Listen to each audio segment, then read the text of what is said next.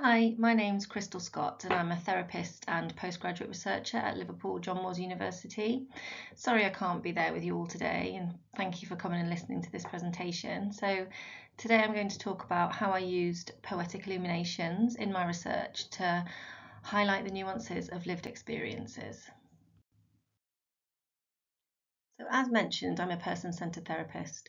I work in a secondary school in Liverpool where I counsel boys who are aged between 11 and 18, and in Liverpool Women's Hospital where I counsel the staff. This is the title of my research here, and this presentation has evolved from this research, which is about person-centred therapists and their own perceptions and their own lived experiences of their work with primary-age children in school-based counselling. In that study, semi-structured interviews were analysed using IPA. I used Poetic Illuminations to overcome the issue of data fragmentation, which I will talk a little bit about later, and to enhance the data analysis and to add to the findings. There were 8 participants in this study, and I wrote a poetic illumination for each of them. But in this presentation, I used the example of Lily, and I chose to use Lily because of the richness of her material, but also because of my own reflexive responses to it. And I'll talk a little bit about that later as well. And Peter and I, who's there with you today, are in the process of writing this up for a paper. So the paper will be based on this presentation. So the original study is an IPA study, which stands for Interpretative Phenomenological Analysis. And I considered this a useful approach for examining how therapists engage with their work from their own perspective, because it is committed to the examination of how people make sense of their life experiences and the meanings that are attached to these experiences. So its focus is to examine experience in its own terms. It's based on 3 key areas of philosophy: phenomenology, hermeneutics, and idiography. So phenomenology examines the nature of particular phenomena through the lived experience of the individuals. And as I said, it aims to get a sense of subjective experiences and the meaning of these experiences using rich and detailed descriptions. Hermeneutics is a focus on interpretation and the recognition of the role that the researcher plays. It also highlights the interpretative process that takes place between the researcher, who's the interpreter, and the subject matter being researched, the interpreted, in this case the therapists. So the participant engages with an experience, reflects on, makes sense of this, and then shares their interpretation with the researcher, who then does the same. Idiography is a focus on the particular rather than on the general, and this operates on 2 levels. So firstly, in the deep and detailed analysis that takes place on each individual case, and secondly, in the way in which the method commits to understand how certain phenomena have been understood and experienced by certain people in a particular setting. Generalizability is still important, however, but any claims made about the general are firmly grounded in the experience of the individual.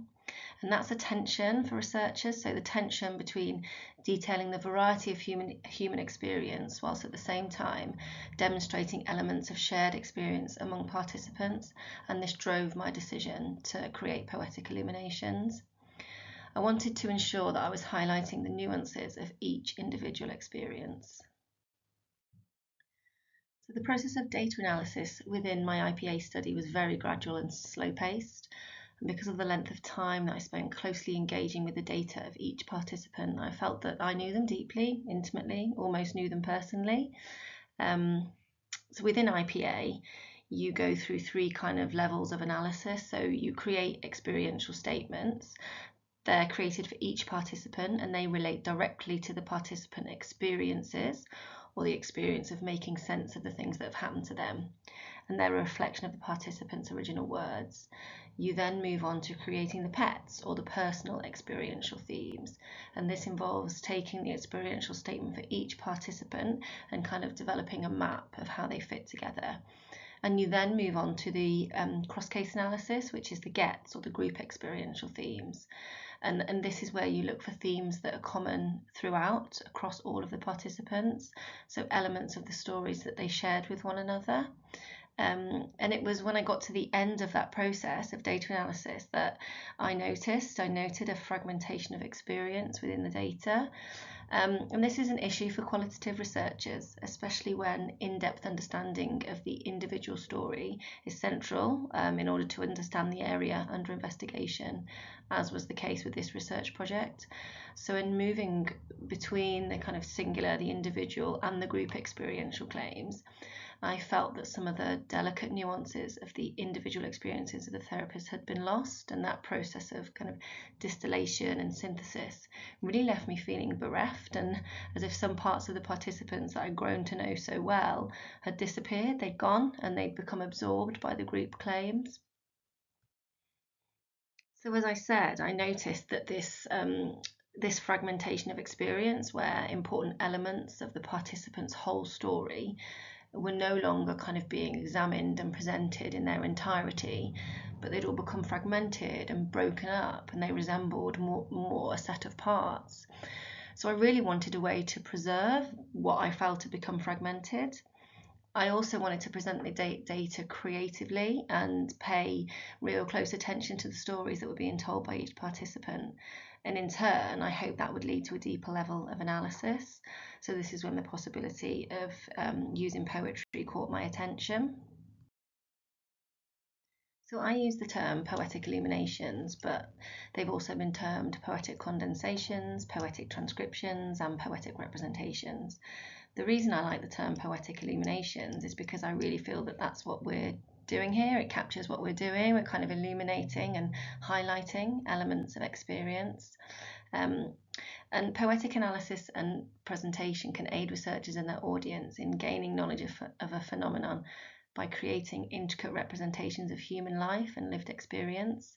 It is a relatively new method in qualitative research. It has been used in some existing research though. So Glesner created 6 poetic representations which represent versions of the stories told to her by an elderly Puerto Rican researcher and educator. She created one called That Rare Feeling, where she wrote a poetic representation using the words of the participant to represent her comparisons between herself and a bird. Sparks and Douglas, their research was about the motivation of elite female golfers, and they used poetic representation about one of the experiences of one of the study participants, who they called Leanne, and her life and her motivations for playing golf. And then Shineborn, also an IPA study on the experience of addiction recovery. And she used the participants' own words to recreate and represent the individual and unique story of Catherine, using the metaphor of addiction as a boil full of poison.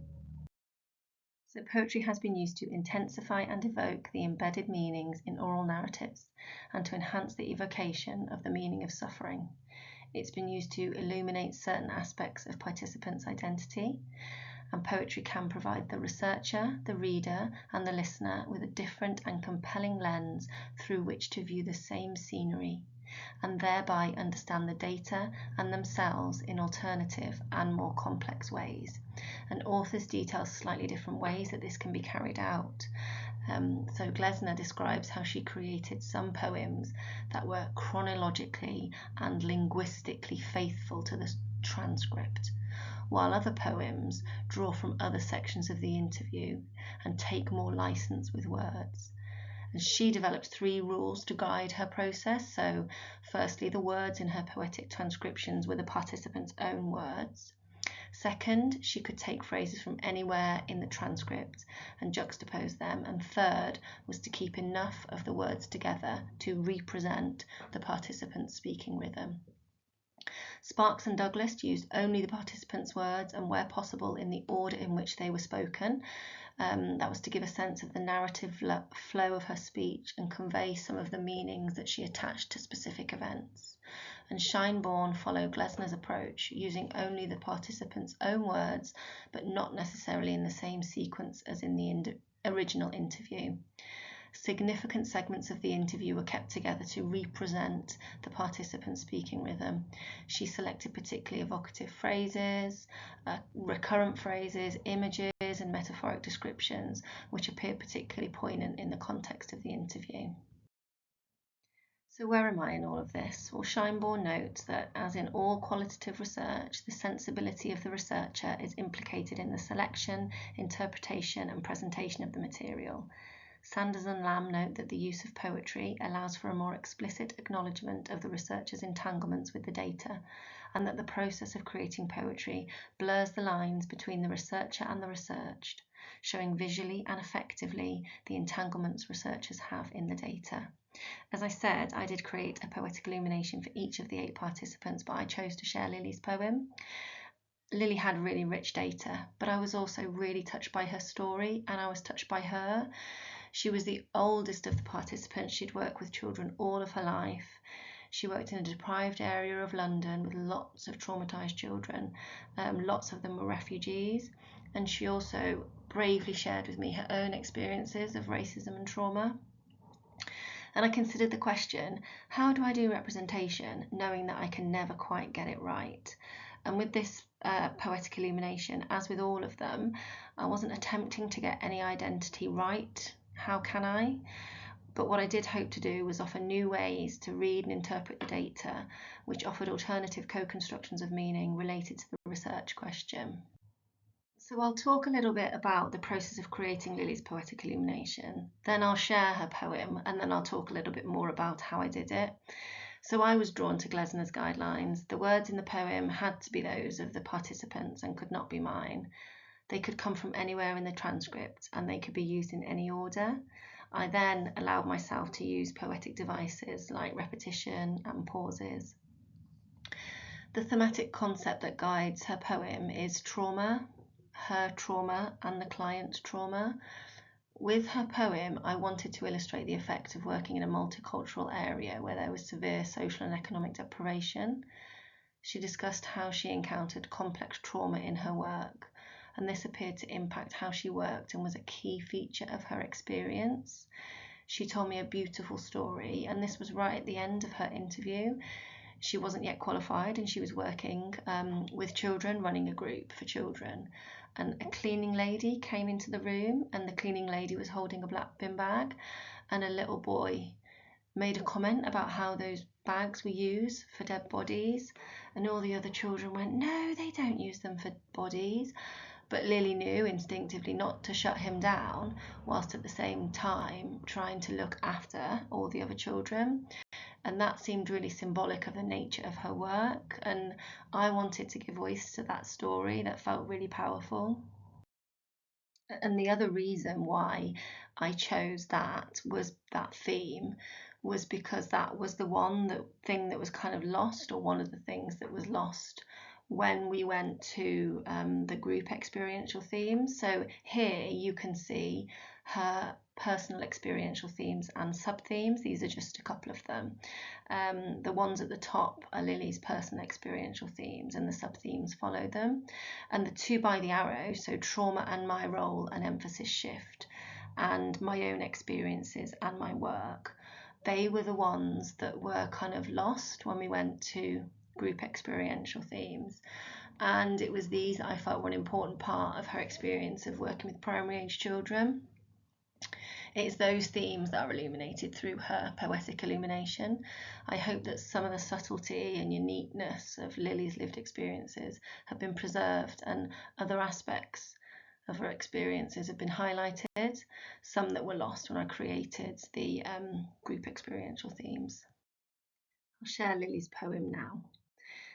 I work in a very socially deprived area, very, very multicultural. Whatever's going on politically around the world tends to come into our area. Somali, Turkish, many, many refugees, very complex, traumatised, so sad. Every child is different. There's a context, whatever culture they come from. Different cultures that come into the room. Sort of feels like they're on the other side of something. Aggression in his body. Oh God, what am I going to do? So aggressive. Ugh, the energy.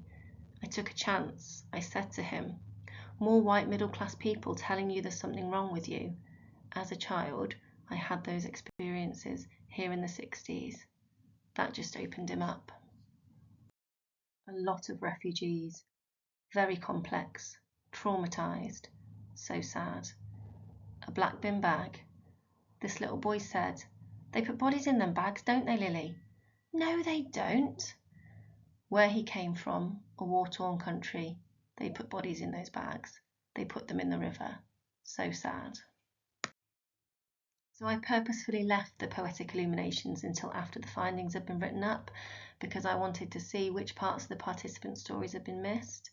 And with Lily, this kind of dual experience of trauma almost shone out to me as something important, but something that was lost. So she said that. She spoke about being here in the 60s and experiencing that racism. She spoke about living with parents who use substances, and that seemed to be kind of a theme of her work. So I knew that it was that I wanted to illuminate. It really did feel as if it flowed freely with Lily. It felt enjoyable. It felt like I was getting parts of Lily back that had disappeared. When I created the poem, because I'd spent so long with her data, I knew the parts of her transcript where she spoke about these things. So they almost jumped out at me. But the starting point was that story about the black bin bag and the trauma that this represented, and the way that was also linked to her own trauma. I then sort of knew the story that I wanted to tell from there. I wanted to highlight the significance of the client group, and so that's with the lines where I picked Somali and Turkish, and how she connected with them using her own story. So that's with the line, "As a child I had those experiences here in the 60s." And then I knew that I wanted to end on the story of the black bin bag, just like she did in her interview. It was the last thing she told me right at the end. I almost wanted to leave the reader with that, like she had done with me. And it seemed to come together beautifully. So I read through the relevant sections of the transcript. I selected the lines and the portions of her text that I felt were most powerful and that told the story. I used repetition of the phrase "so sad" to add emphasis, and I purposefully placed "no they don't" on its own for emphasis. So finally, I'd like to talk about some of the ethical issues that came up when I was doing this. So in my ethics application, I stated that I wouldn't keep participant contact details, so they were deleted after the interview had taken place, in line with what I said in my ethics application. But I then had no opportunity to go back to the participants and to share their poems with them and ask them for the responses. And I do feel like that was a missed opportunity, and it may have deepened the analysis. Though it may also have raised its own ethical issues if the participants were faced with something unexpected, something that they were surprised by, or something that touched them in a way that they weren't expecting in their poem. I also didn't state in my ethics application that I'd be creating poetic illuminations from the data. I didn't know at the time. I stated the data will be analysed using IPA. And I spent a really long time with my supervisory team talking about this, going back and forth, discussing whether it was appropriate to be doing what I was doing, looking back at my ethics application, seeing what I said. And I had said that there will be a focus on hermeneutic philosophy. So we concluded together that this would cover the poetic illuminations. However, it remains an ethical issue. And finally, I stipulated that participants wouldn't be identifiable in the write-up and that pseudonyms would be used. And this is still the case, pseudonyms are used. But I do feel that including these poetic illuminations will make my participants more identifiable to themselves. And finally, end with some references and another thank you. Thank you again for listening to the presentation.